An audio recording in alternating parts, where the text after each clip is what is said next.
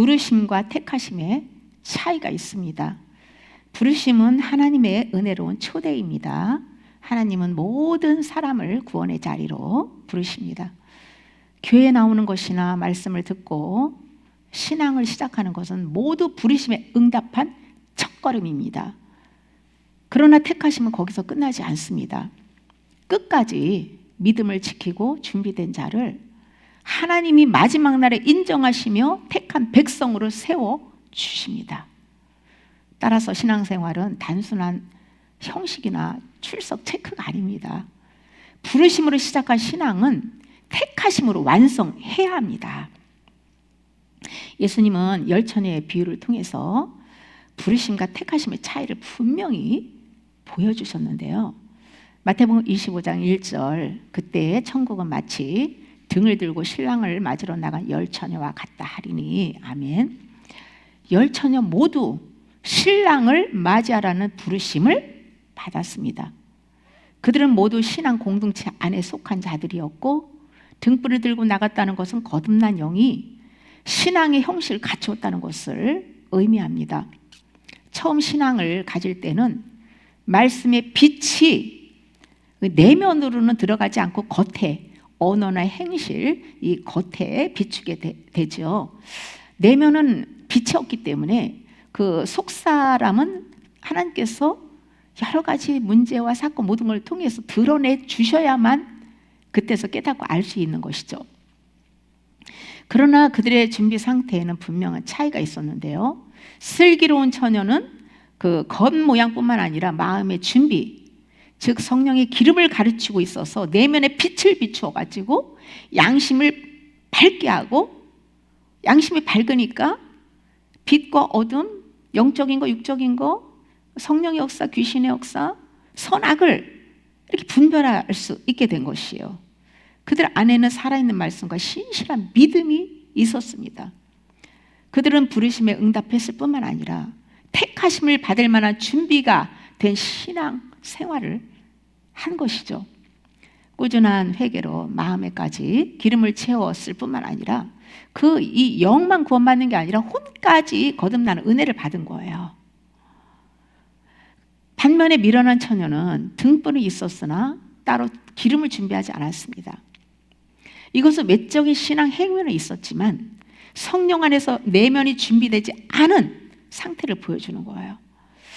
그들은 신랑의 초대에는 참여했습니다. 그러나 끝까지 깨어서 준비하지 못함으로 해서 택함 받은 자리에 들어가지 못했습니다. 슬기로운 다섯 처녀와 미련한 다섯 처녀의 공통점은 신랑을 맞이하라는 부르심을 받은 거예요. 차이점은 무엇인가요? 슬기로운 처녀는 성령의 기름으로 내면에 준비된 자들이었고, 미련한 처녀는 외적인 등불만 있고 내면이 비어있는 자들이었어요. 열처는 모두 부르심을 받았지만 택함은 성령의 기름으로 준비된 자들에게만 주어진다는 사실이죠. 부르심은 은혜의 시작이고 택하심은 그 은혜를 성령 안에서 끝까지 지킨 자의 완성입니다. 둘째, 택함 받은 슬기로운 처녀는 기름을 준비했습니다. 기름은 성령의 임재와 은혜를 상징합니다. 등불은 신앙의 고백, 외적인 믿음의 모양이라면 등불은 내적인 능력과 생명입니다. 성령을 모신 영혼이 등불과 같다면 기름은 레마의 말씀으로 믿음에 반응을 하는 생명의 능력이라고 할 수 있죠. 신랑이 더디 올 때에 준비 없는 자의 등불은 다 꺼져갔습니다. 그러나 따로 그릇에 기름을 준비한 슬기로운 다섯 처녀는 그들의 등불은 꺼지지 않았어요. 여기서 그릇은 마음, 혼을 상징합니다. 거듭난 영만 구원받는 것이 아니라 혼까지 말씀과 성령으로 채워져야 준비된 신부가 된다는 거예요. 이것이 바로 택하심입니다. 끝까지 믿음을 지키며 성령의 기름으로 말씀을 붙잡고 삶 속에서 레마로 살아낸 자들, 이들이야말로 주님의 재림 때 담대하게 주님을 맞이하여 혼인 자체에 들어갈 수 있는 분들이에요. 예수님이 말씀하신 새 포도주는 새 부대라는 그 비유는 복음의 새 생명과 은혜는 낡은 옛사람의 틀 안에 담길 수 없음을 보여줍니다. 낡은 부대는 곧 아담으로부터 물려받은 옛사람, 곧 혼적 생명, 자기중심적인 생명을 가리켜요. 옛사람은 자기 영광, 자기 소유를 붙잡는 그 본성인데 결국 하나님의 생명을 그 안에는 담아낼 수 없다는 거예요. 그래서 바울이 말한 것처럼 옛사람은 그리스도와 함께 십자가에 못 박혔다는 믿음의 선언이 필요한 거예요. 이 옛사람을 십자가에 못 박는다는 것은요, 자아의 소유권, 내 생명, 내 뜻, 내 욕망, 내 권리를 붙드는 태도를 탁 내려놓는 것을 의미합니다. 나라는 낡은 부대를 붙들고 있으면 새 생명의 말씀, 즉 포도주를 담을 수 없고 결국 낡은 부대는 터져버리게 되는 거예요. 죽어라고 해봤자 나중에 결과는 헛수고 허망하게 끝나는 거예요. 십자가의 옛사람의 소유를 버릴 때에 성령께서 주시는 새 마음과 새 영이 임합니다. 이 새 마음은 곧 그리스도의 성품으로 빚어진 새 부대입니다. 주님의 성품 안에서만 영원한 이 생명의 그 레마 말씀이 보존되고 그 말씀이 우리와 연합하여 실제가 되어서 성령의 열매가 맺어진다는 거예요. 예수님의 그 마음 안에서 인격이 투영되는 거예요. 내가 사는 것이 아니라 그리스도가 사는 것이 되는 거예요. 옛사람의 마음, 즉 육적 본성, 자기중심적 사고에 레마의 말씀을 담으면 결국 터져서 보존되지 못하는 것이죠. 오직 거듭난 새 마음, 성령으로 새로워진 심령이 되어야 새 포도주의 말씀을 보존하고 열매를 맺을 수 있다는 것이죠. 슬기로운 처녀의 기름 준비는 말씀을 레마로 받아 성령 안에서 간직하는 삶인데요, 새 포도주를 새 부대에 담는 것은 레마의 말씀이 성령으로 변화된 그 새 마음 안에서만 역사하고 보존된다는 것이죠. 결국 핵심은 말씀을 머리로만 아는 지식이 아니라 성령으로 조명된 레마를 새 마음에 담아서 등불을 밝히는 삶이라는 거예요. 레마의 말씀을 마음에 가득 채워서 불을 밝힐 때에 주님의 오심을 맞이하는 예복이 준비되는 거예요. 흰 옷이 준비되는 거예요. 이런 택한 받은 자들의 마음에 보존되어 있는 생명의 능력이 입 밖으로 흘러나와서 영혼들을 살려주고 세워줄 수가 있는 것입니다. 속에 아무것도 생명력이 없고 담아진 게 없는데 어떻게 그 영혼들을 잠자는 영혼을 깨우고 죽은 영혼을 살리고 방하는 영혼을 그리스도께로 인도할 수 있겠습니까? 레마의 말씀은 기름처럼 등불을 밝히고 새 포도주처럼 생명을 부여합니다. 그러나 그것은 오직 새 부대로 준비된 새 마음 안에만 간직되고 보존될 수 있는 것이죠. 사람들이 말씀을 들을 때는 은혜 받는 것 같은데요, 뒤돌아서서 문 밖으로 나가면 다 잊어버리는 이유는 준비된 새 마음의 이 레마의 말씀을 받지 못했기 때문이에요. 말씀을 마음 안에 보존돼서 그 말씀의 능력으로 살기 위해서는 반드시 회개해서 새 마음을 준비해야 합니다. 등불과 따로 그릇에 기름을 준비하고 신랑을 맞이한 슬기로운 이 처녀들은요, 성령 안에서 연단받은 새 마음을 준비해서 말씀을 레마로 받아서 성령으로부터 받아서 마음에 간직한 자들이에요. 셋째, 기름을 준비하지 못한 처녀는 미련한 처녀 버림을 받았습니다. 미련한 처녀는 등불을 가지고 있었고 신랑을 기다리고 있었습니다. 겉으로는 신앙의 형태를 갖추었지만 그릇에 기름을 따로 준비하지 않았습니다. 기름은 성령의 임재와 말씀의 생명력을 상징하는데요, 그 미련한 다섯 처녀는 말씀, 이 로고스는 들었지만 성령의 조명으로 그 말씀이 레마로 자리 잡지는 못했어요.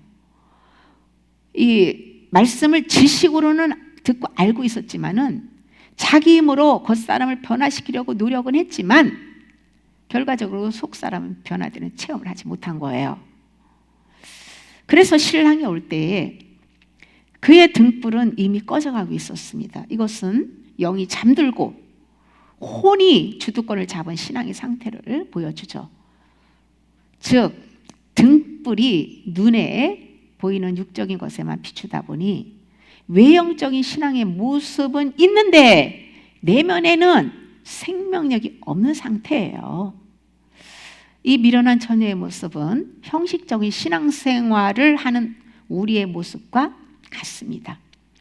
교회에 나와서 예배를 드리고 봉사도 하고 주님과 그런데 하지만 인격적인 교제는 없어요.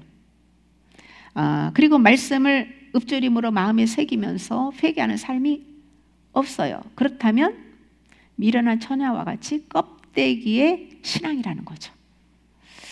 성령의 기름이 혼의 생각, 감정, 의지에 채워지지 않으면 경건의 모양은 있지만 내적 생명이 없는 종교 생활이 되는 거예요. 그런 상태에서는 주님의 은혜를 체험하지 못하고 점점 세상의 쾌락과 정욕을 쫓게 되고 결국 영이 잠들게 하는 사단의 미혹에 눌려 살게 되는 거예요. 세상 것은 달콤하고 진짜 진리는 쓰고 맛없고 막 불편하고 거부하게 되는 거예요. 그래 껍데기 말씀만 좋아하는 거예요.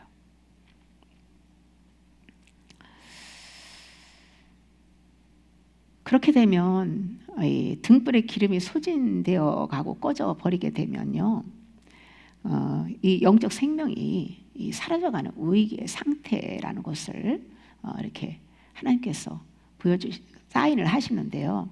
내가 지금 기름이 채워지고 속사람이 변화되는지 우리는 이 말씀을 그래서 소리내서 읽어야 되는 거예요. 말씀의 빛을 받아야 내 자신을 점검하고 체크할 수 있기 때문에.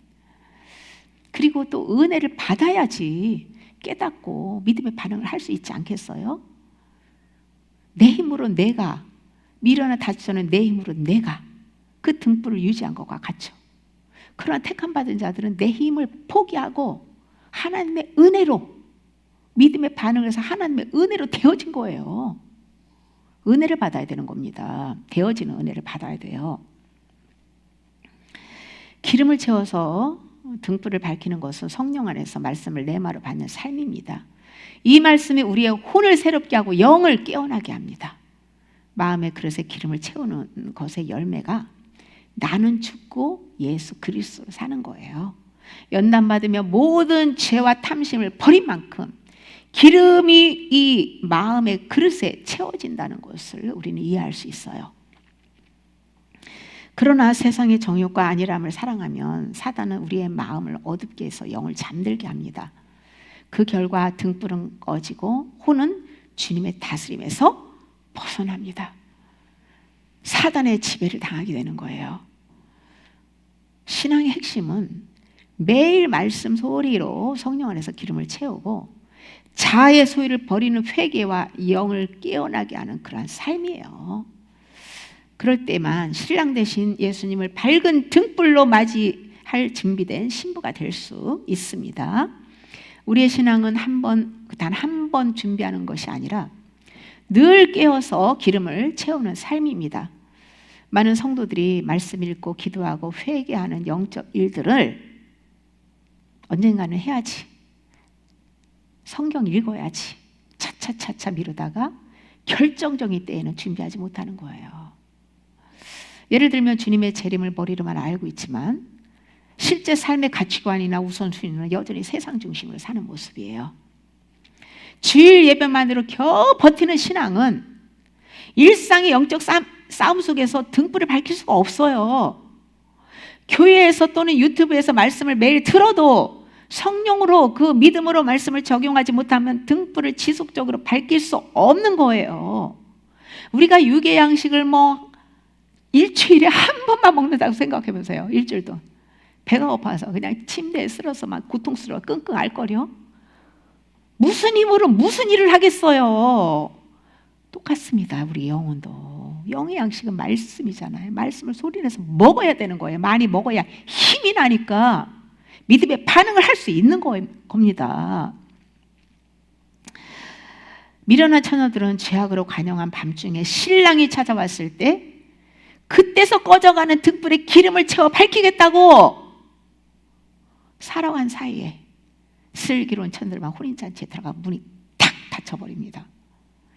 그 후에 와가지고 뒤늦게 기름 사갖고 와서 채워와서 그때서 주여 주여 우리에게 열어주소서 그렇게 절박하게 외쳤을 때 신랑 예수님은 내가 너희를 알지 못하노라고 냉정하게 대답하는 거예요. 이것은요 단순한 이야기나 비유가 아니라 부르심은 받았으나 끝내 택하심에 이르지 못한 자의 최후의 비극을 보여주는 거예요. 지금 예수님이 더디 오시는 이유는 회개할 기회를 주시는 거잖아요. 지금 회개하고 레마의 말씀에 기름을 준비하여서 등불을 밝히지 않으면 구원의 기회를 잃어버릴 수도 있습니다.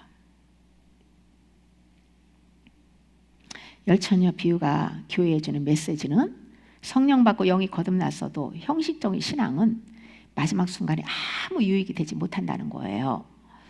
모든 죄를 회개하여 혼까지 거듭나야 돼요. 혼이 거듭나야 됩니다.